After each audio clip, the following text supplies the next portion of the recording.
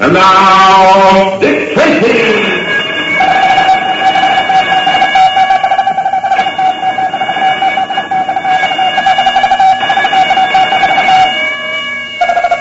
Second headquarters. Stand by for action. Let's go, men.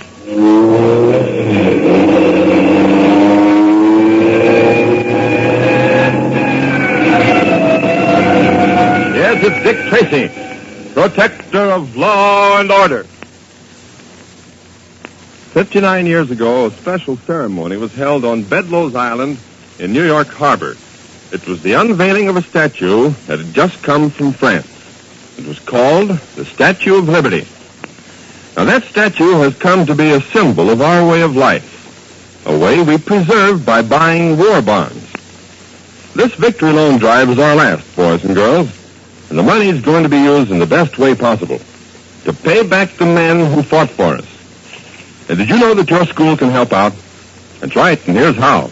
Every school that sells $3,000 worth of bonds within the school will get to sponsor a serviceman's hospital bed. And that means that the school's name will be placed right on that bed. The Army, Navy, and Air Force hospitals have made this possible. They're inviting any class, school, or groups of schools to start a campaign for financing one or more hospital units. So why not talk up this idea among your friends? The campaign should be getting underway now, as they should be wound up no later than the beginning of the Christmas vacation. In the past Treasury drives, you boys and girls have been star salesmen. Keep it up now. Now, Dick Tracy. In yesterday's story, you remember how the case of the empty lockers came to a close with Dick and Pat arresting Fletcher, the bank manager, and Frankie at the football game. Dick and Pat turned over their prisoners to their men, then raced to the gambling rooms and arrested the other gamblers before they could hide the marked money that Tracy had used against them. Naturally, Tracy was happy that he'd been able to break up the ring of gamblers, but he really got a kick out of the final score between Junior's school, the Academy, and their rivals, Cranston. Junior and Jimmy ran wild, starring as Academy won 19-6. Now, in today's story, Dick and Pat have just returned to headquarters and are in Tracy's office. Listen. Well, now, this is more like it. Listen to this, Dick. At first it was believed that Junior and Jimmy were guilty of accepting bribe money to throw the game. But after all the excitement died down, it was found that both boys had been acting under instructions from Dick Tracy. Instead of asserting their innocence, they bore the stares and silence of their friends. And I'm glad that part of it's over, Pat. I wouldn't want Junior and Jimmy to go through anything like that again. Well, it did the trick all right. Why, this paper even prints an apology on another page. Says the boys must have been misquoted or something. Oh, that's fine. Yep, and just think of all the dough those gamblers would have had if we hadn't grabbed them. They'd be sitting pretty. That's just another thing we have to be thankful for, Pat. Say, that's right. Today is Thanksgiving Day, isn't it? You know, I forgot that for a moment. Don't ever forget it, Pat. We've got more to be thankful for than ever. Just take a look at the people in the other countries if you think I'm kidding.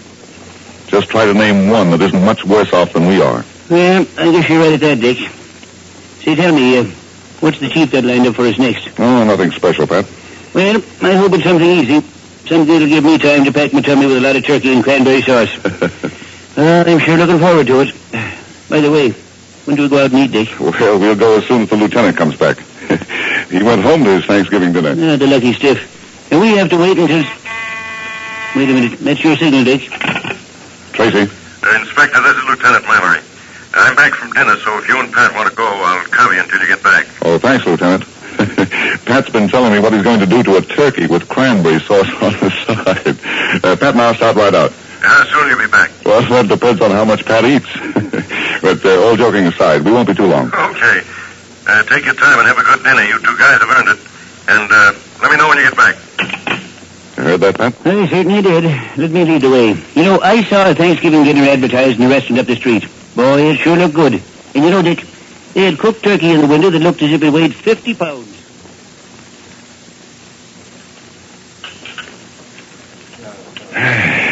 More sauce, Pat? What's that? More turkey? More cranberry sauce? Oh, honestly, I couldn't eat another mouthful. Just look at the buttons on my vest. You know, I'm afraid to take a deep breath for fear they'll pop right off. Oh, boy, what a meal. Yeah, you do look pretty well fed, Pat. I'm well fed, all right. Now I'm getting sleepy. Say, do you suppose we could go back to headquarters and... Dick. What's the matter, Pat? Look who's coming in the door. Oh, Sergeant Gibbons. I wonder... Oh, yes, he's asking the manager of this restaurant something. Don't tell me. Let me guess. Yeah, you're right. He's looking for us, all right. Yeah, here he comes. I'll close my eyes and make believe I'm asleep. Maybe he'll go away. Inspector Tracy, I'm glad I found you. Well, how did you find us? Well, the lieutenant told me you went out for Thanksgiving dinner. I just went into every restaurant I come to. This was one of the last. Say, Inspector, anything the matter with Pat? Nothing a little exercise wouldn't cure. Then I think he's going to be cured. I knew it. It's too good to be true. Oh, so you're awake. Then you better listen. Well, what's up, Sergeant? Chief Brandon wants you to go to this address. Here you are. I wrote it down. 1083 Meadow Avenue. Why should we go there? I can tell you that. Some guy got bumped off. Say, how could you know that? Because some guy's always getting bumped off. Every day a guy's getting bumped off. The only difference is that today is Thanksgiving. He's in a swell mood, isn't he, Inspector? Oh, don't mind him, Sergeant. Any other details in this case? None that I know of, but the chief wanted you to go there right away. Okay, we'll go right up. Come on, Pat. Up on your feet. Oh, well, boy. let's see. 1083 Meadow Avenue. Well, that's right near here. We'll walk it, Pat. Come on, the fresh air will do you good.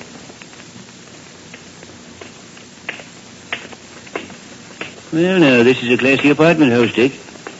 I'm surprised guys get themselves knocked off in such a nice place as this. Well, if it was murder, Pat, the dead man didn't have much choice of his surroundings. Now, let's see what that note said about the apartment number. You got it there? Apartment 2B. Well, here's 1B. And 2B must be down this way. I'll ring, Pat.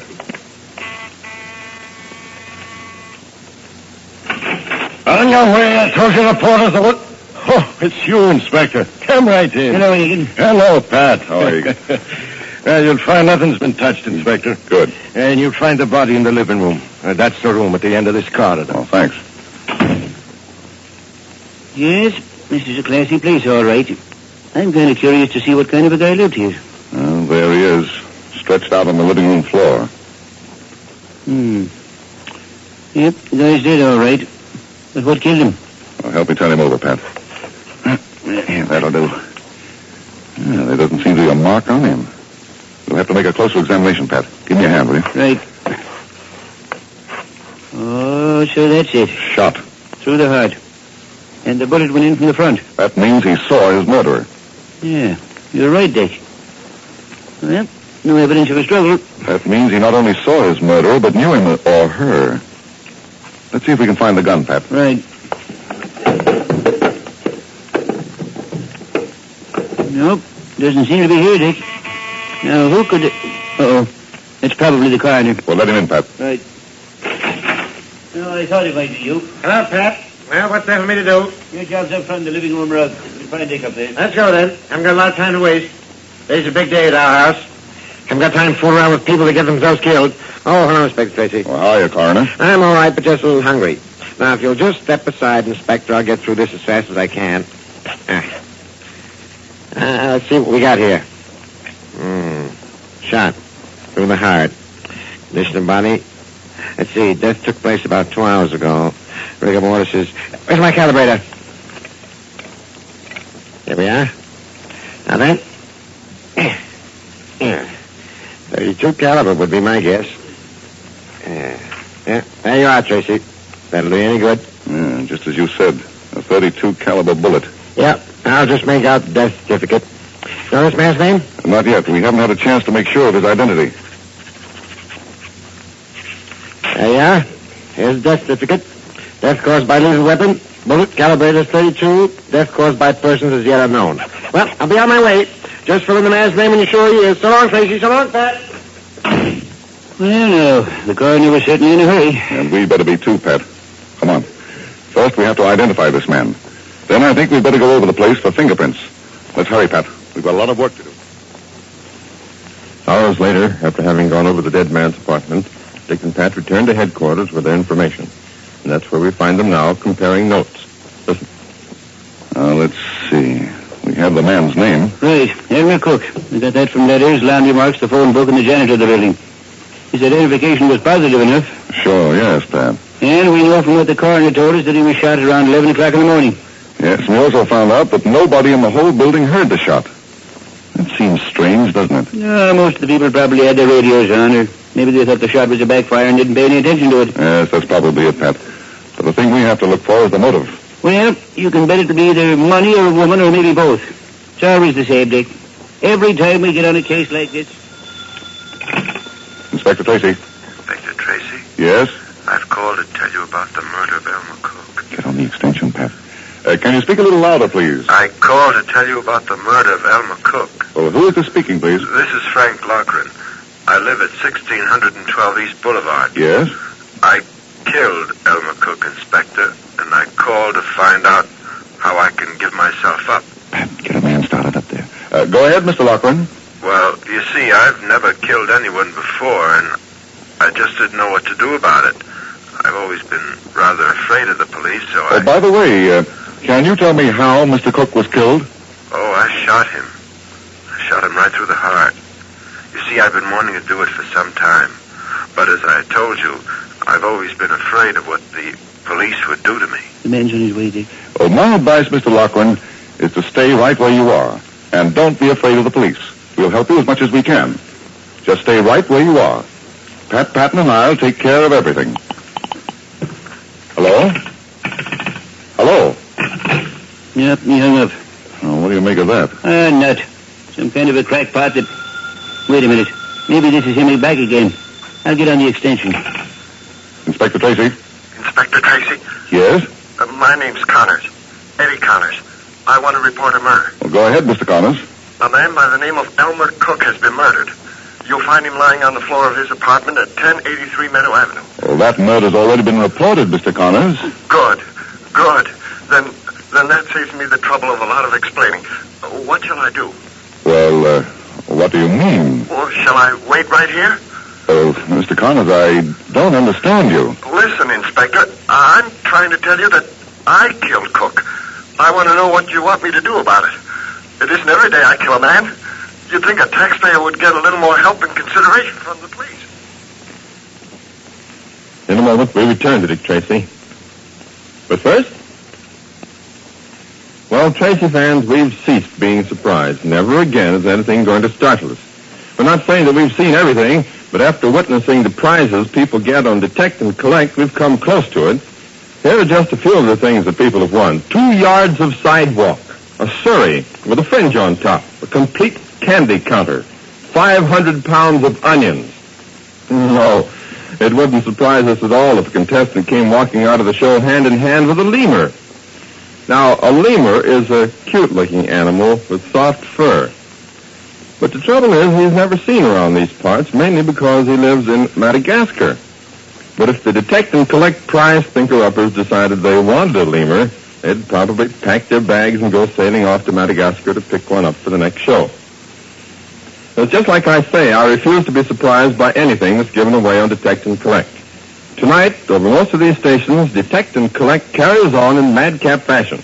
And the next time the unexpected or the unusual is given for a prize, we're just going to look smug as if we knew what it would be all the time. And that means anything, even a lemur.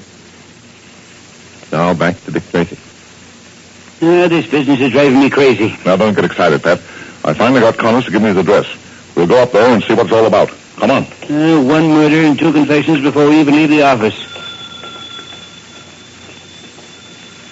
Just as Pat says, he and Dick have one suspect too many. But why is the telephone ringing? Tune in tomorrow, find out, same time, same station, for The Adventures of Dick Tracy, directed by Dan Russell, and this is George Gunn speaking. Like a fish takes to water, that's the way Dick Tracy takes to excitement, and the way thousands of people all over the country take to The Adventures of Dick Tracy. Dick and Pat never know what their next case will be, but they do know that whatever it is, it'll be full of thrills and excitement. You'll want to listen every day, Monday through Friday, when The Adventures of Dick Tracy are heard over more than 100 radio stations coast to coast. Keep up with Dick Tracy, protector of law and order, when he's heard tomorrow and another chapter at this same time over this same station.